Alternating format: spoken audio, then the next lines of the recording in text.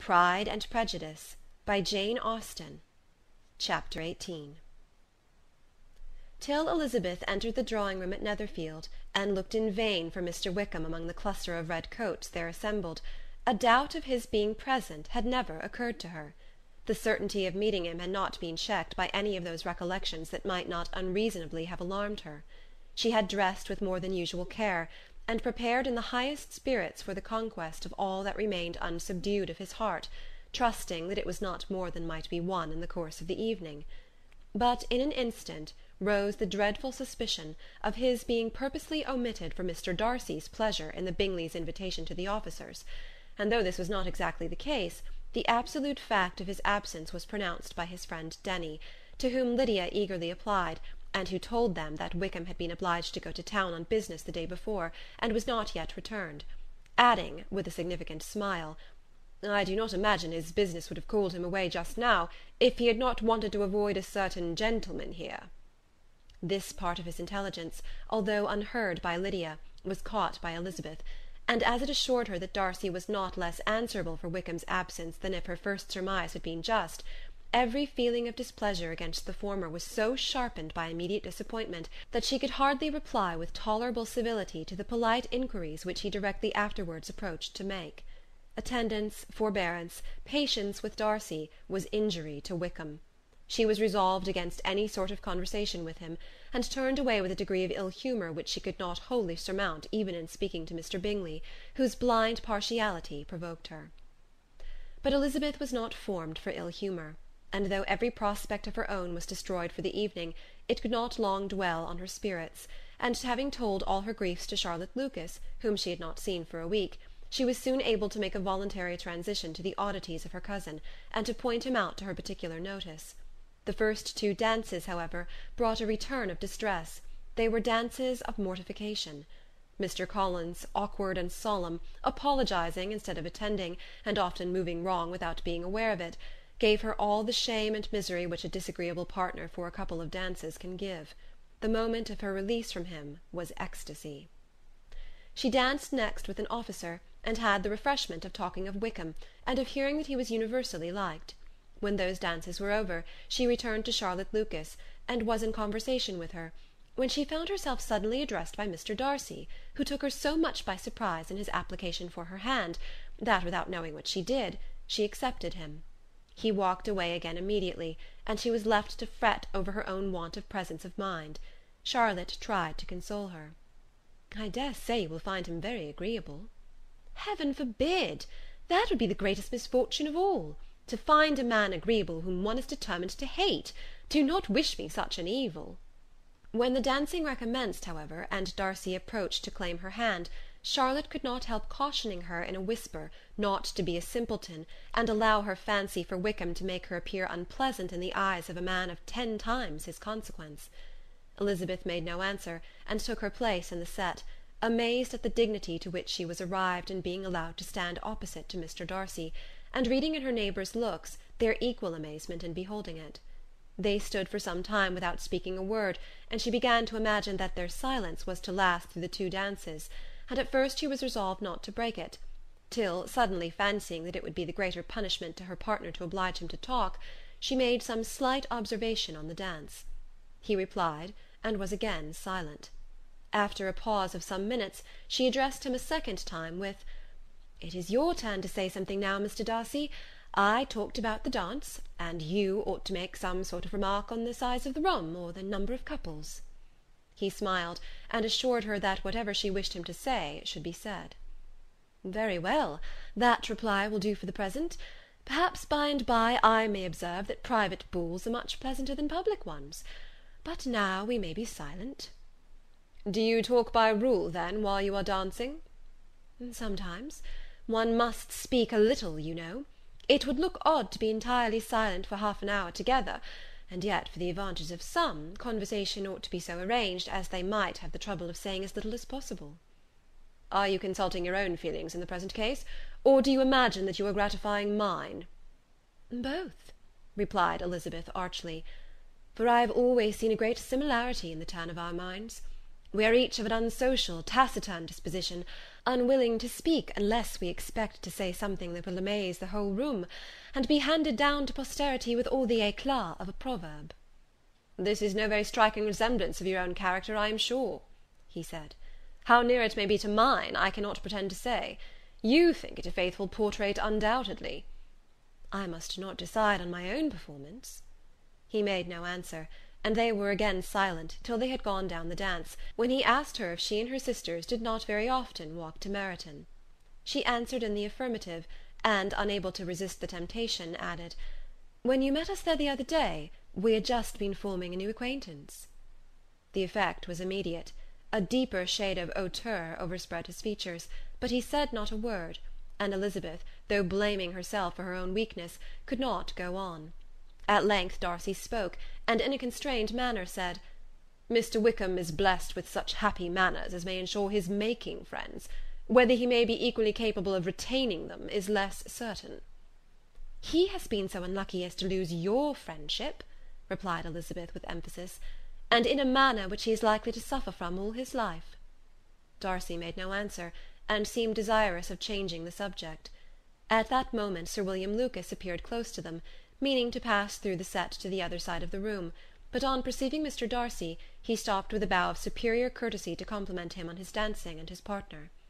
"I have been most highly gratified indeed, my dear sir. Such very superior dancing is not often seen. It is evident that you belong to the first circles.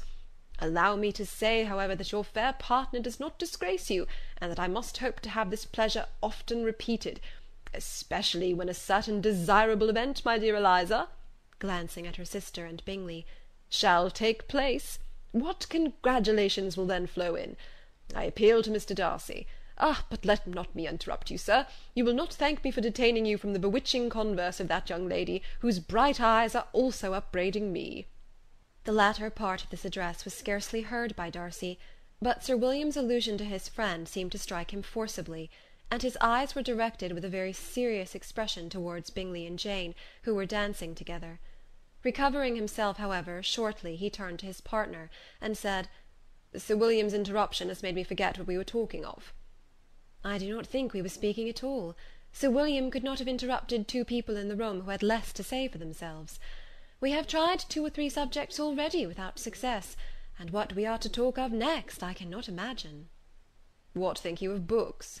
said he, smiling. "Books? Oh, no. I am sure we never read the same, or not with the same feelings." "I am sorry you think so. But if that be the case, there can at least be no want of subject. We may compare our different opinions." "No, I cannot talk of books in a ball-room. My head is always full of something else." "The present always occupies you in such scenes, does it?" said he, with a look of doubt.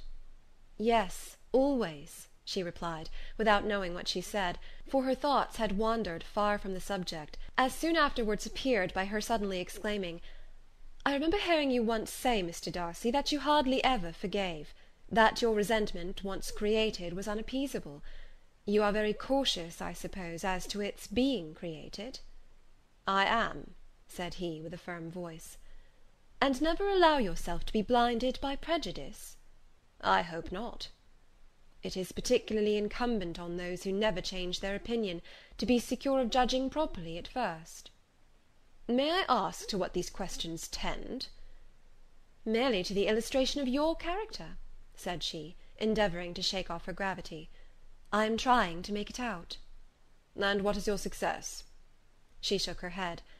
"I do not get on at all. I hear such different accounts of you as to puzzle me exceedingly." "I can readily believe," answered he gravely, "that reports may vary greatly with respect to me, and I could wish, Miss Bennet, that you were not to sketch my character at the present moment, as there is reason for fear that the performance would reflect no credit on either." "But if I do not take your likeness now, I may never have another opportunity." "I would by no means suspend any pleasure of yours," he coldly replied.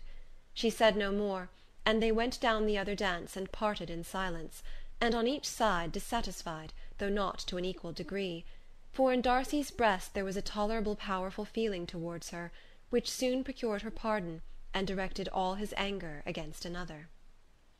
They had not long separated, when Miss Bingley came towards her, and with an expression of civil disdain accosted her. "So, Miss Eliza, I hear you are quite delighted with George Wickham. Your sister has been talking to me about him, and asking me 1,000 questions, and I find that the young man quite forgot to tell you, among his other communication, that he was the son of old Wickham, the late Mr. Darcy's steward. Let me recommend you, however, as a friend, not to give implicit confidence to all his assertions, for as to Mr. Darcy's using him ill, it is perfectly false, for on the contrary, he has always been remarkably kind to him, though George Wickham has treated Mr. Darcy in a most infamous manner. I do not know the particulars, but I know very well that Mr. Darcy is not in the least to blame, that he cannot bear to hear George Wickham mentioned, and that though my brother thought that he could not well avoid including him in his invitation to the officers, he was excessively glad to find that he had taken himself out of the way. His coming into the country at all is a most insolent thing indeed, and I wonder how he could presume to do it. I pity you, Miss Eliza, for this discovery of your favourite's guilt, but really, considering his descent, one could not expect much better." "His guilt and his descent appear by your account to be the same," said Elizabeth angrily, "for I have heard you accuse him of nothing worse than being the son of Mr. Darcy's steward, and of that I can assure you he informed me himself." "I beg your pardon," replied Miss Bingley, turning away with a sneer. "Excuse my interference. It was kindly meant." "Insolent girl," said Elizabeth to herself, "you are much mistaken if you expect to influence me by such a paltry attack as this. I see nothing in it but your own wilful ignorance and the malice of Mr. Darcy." She then sought out her eldest sister, who was undertaken to make inquiries on the same subject of Bingley. Jane met her with a smile of such sweet complacency, a glow of such happy expression, as sufficiently marked how well she was satisfied with the occurrences of the evening. Elizabeth instantly read her feelings, and at that moment solicitude for Wickham, resentment against his enemies, and everything else, gave way before the hope of Jane's being in the fairest way for happiness. "I want to know," said she, with a countenance no less smiling than her sister's, "what you have learnt about Mr. Wickham. But perhaps you have been too pleasantly engaged to think of any third person, in which case you may be sure of my pardon." "No," replied Jane, "I have not forgotten him, but I have nothing unsatisfactory to tell you. Mr. Bingley does not know the whole of his history, and he is quite ignorant of the circumstances which have principally offended Mr. Darcy, but he will vouch for the good conduct, the probity, and honour of his friend, and is perfectly convinced that Mr. Wickham has deserved much less attention from Mr. Darcy than he has received, and I am sorry to say, by his account as well as his sister's, Mr. Wickham is by no means a respectable young man. I am afraid he has been very imprudent, and has deserved to lose Mr. Darcy's regard." "Mr. Bingley does not know Mr. Wickham himself?" "No, he never saw him till the other morning at Meryton." "This account, then, is what he has received from Mr. Darcy. I am satisfied. But what does he say of the living?" "He does not exactly recollect the circumstances, though he has heard them from Mr. Darcy more than once, but believes that it was left to him conditionally only." "I have not a doubt of Mr. Bingley's sincerity," said Elizabeth warmly, "but you must excuse my not being convinced by assurances only. Mr. Bingley's defence of his friend was a very able one, I dare say, but since he is unacquainted with several parts of the story, and has learnt the rest from that friend himself, I shall venture to still think of both gentlemen as I did before." She then changed the discourse to one more gratifying to each, and on which there could be no difference of sentiment. Elizabeth listened with delight to the happy, though modest hopes which Jane entertained of Mr. Bingley's regard, and said all in her power to heighten her confidence in it. On their being joined by Mr. Bingley himself, Elizabeth withdrew to Miss Lucas, to whose inquiry after the pleasantness of her last partner she had scarcely replied, before Mr. Collins came up to them, and told her with great exultation that he had just been so fortunate as to make a most important discovery. "I have found out," said he, "by a singular accident, that there is now in the room a near relation of my patroness. I happened to overhear the gentleman himself mentioning to the young lady who does the honours of the house the names of his cousin, Miss de Bourgh, and of her mother, Lady Catherine. How wonderfully these sort of things occur! Who would have thought of my meeting with, perhaps, a nephew of Lady Catherine de Bourgh in this assembly? I am most thankful that the discovery is made in time for me to pay my respects to him, which I am now going to do, and trust he will excuse my not having done it before. My total ignorance of the connection must plead my apology." "You are not going to introduce yourself to Mr. Darcy?" "Indeed I am. I shall entreat his pardon for not having done it earlier. I believe him to be Lady Catherine's nephew. It will be in my power to assure him that her ladyship was quite well yesterday se'nnight." Elizabeth tried hard to dissuade him from such a scheme, assuring him that Mr. Darcy would consider his addressing him without introduction as an impertinent freedom, rather than a compliment to his aunt, that it was not in the least necessary there should be any notice on either side, and that if it were, it must belong to Mr. Darcy, the superior in consequence, to begin the acquaintance. Mr. Collins listened to her with the determined air of following his own inclination, and when she ceased speaking, replied thus: "My dear Miss Elizabeth, I have the highest opinion in the world, in your excellent judgment, in all matters within the scope of your understanding, but permit me to say, that there must be a wide difference between the established forms of ceremony amongst the laity, and those which regulate the clergy, for give me leave to observe that I consider the clerical office as equal in point of dignity with the highest rank in the kingdom, providing that a proper humility of behaviour is at the same time maintained. You must therefore allow me to follow the dictates of my conscience on this occasion, which leads me to perform what I look on as a point of duty. Pardon me for neglecting to profit by your advice, which, on every other subject, shall be my constant guide, though in the case before us I consider myself more fitted by education and habitual study to decide on what is right than a young lady like yourself."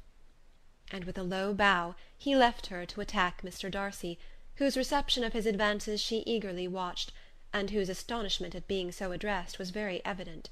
Her cousin prefaced his speech with a solemn bow, and though she could not hear a word of it, she felt as if hearing it all, and saw in the motion of his lips the words apology, Hunsford, and Lady Catherine de Bourgh. It vexed her to see him expose himself to such a man. Mr. Darcy was eyeing him with unrestrained wonder, and when at last Mr. Collins allowed him time to speak, replied with an air of distant civility. Mr. Collins, however, was not discouraged from speaking again, and Mr. Darcy's contempt seemed abundantly increasing with the length of his second speech, and at the end of it he only made him a slight bow, and moved another way. Mr. Collins then returned to Elizabeth.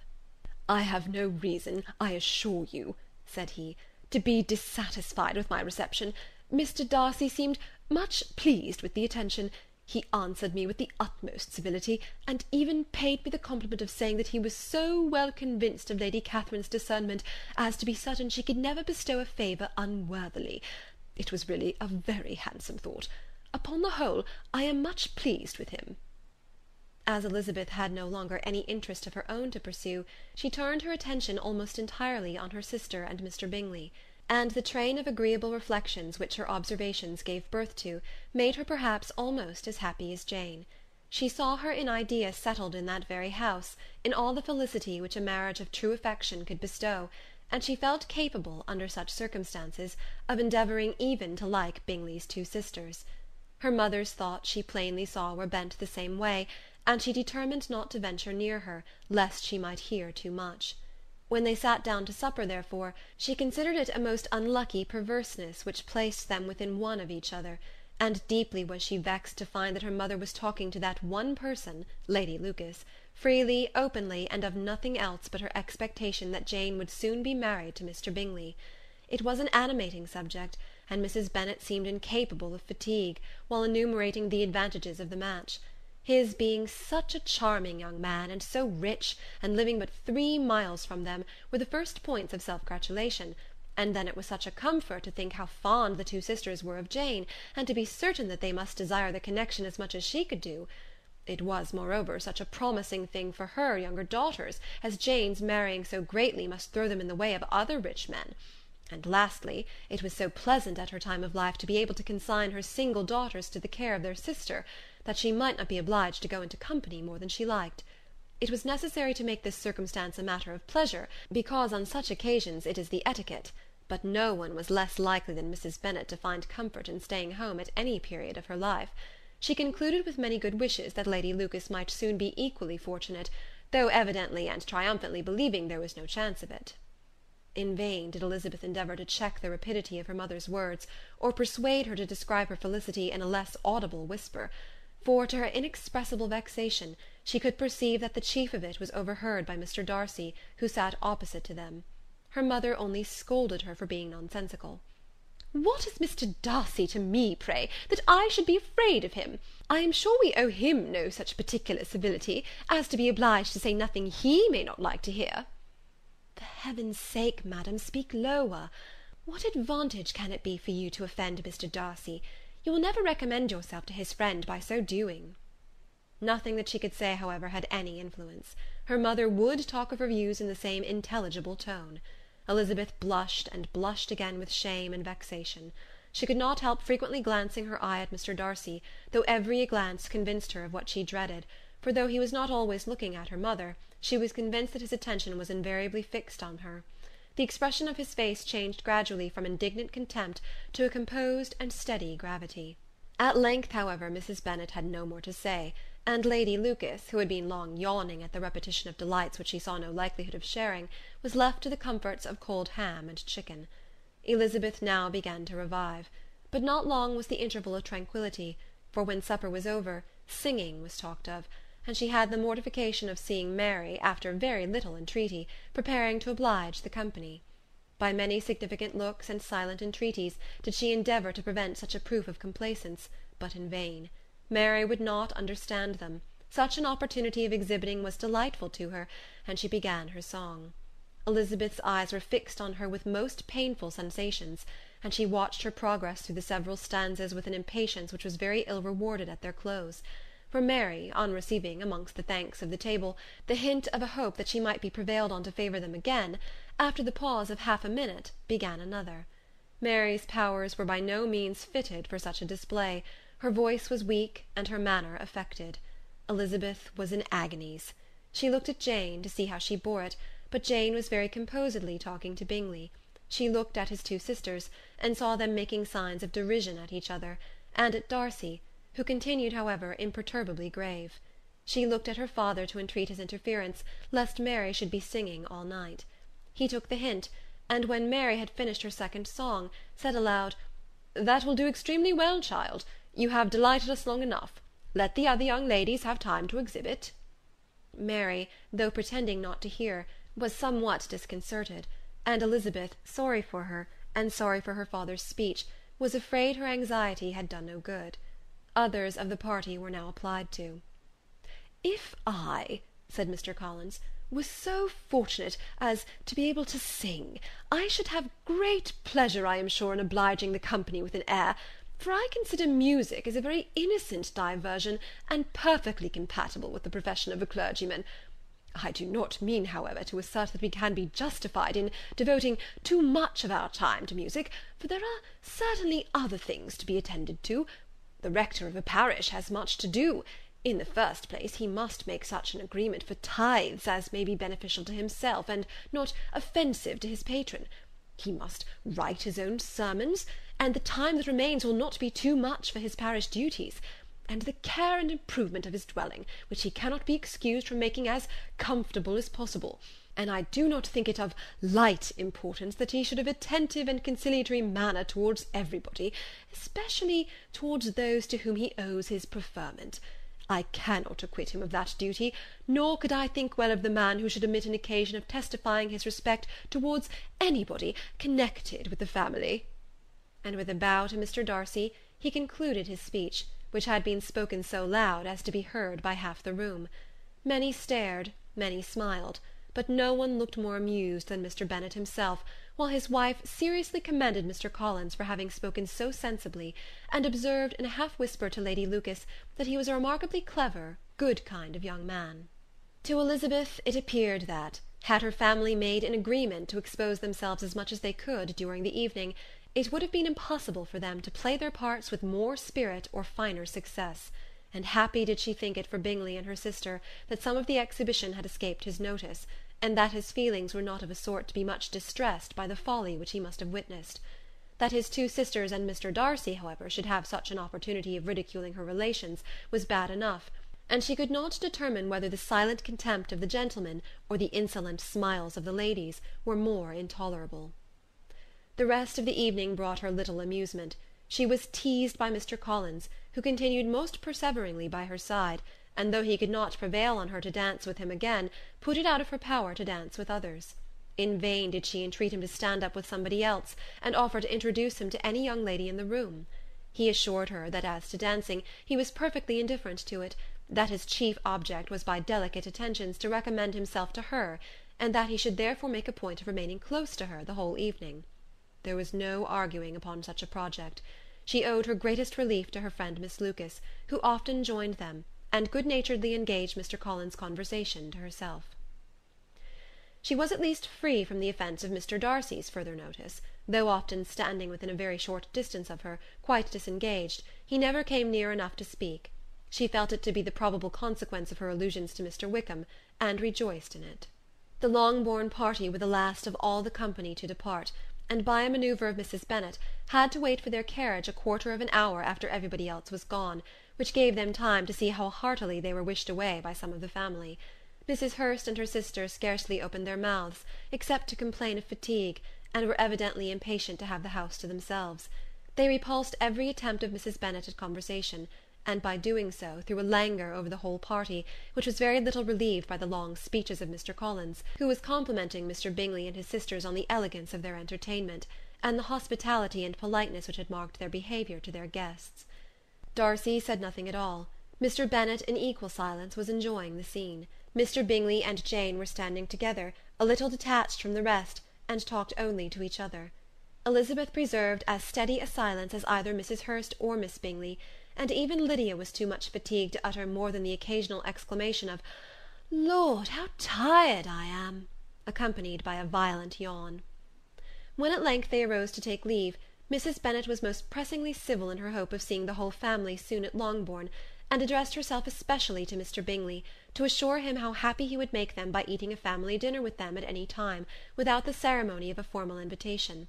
Bingley was all grateful pleasure, and he readily engaged for taking the earliest opportunity of waiting on her, after his return from London, whither he was obliged to go the next day for a short time. Mrs. Bennet was perfectly satisfied, and quitted the house under the delightful persuasion that, allowing for the necessary preparation of settlements, new carriages, and wedding clothes, she should undoubtedly see her daughter settled at Netherfield in the course of 3 or 4 months. Of having another daughter married to Mr. Collins, she thought with equal certainty, and with considerable, though not equal, pleasure. Elizabeth was the least dear to her of all her children, and though the match and the man were quite good enough for her, the worth of each was eclipsed by Mr. Bingley and Netherfield. End of chapter 18.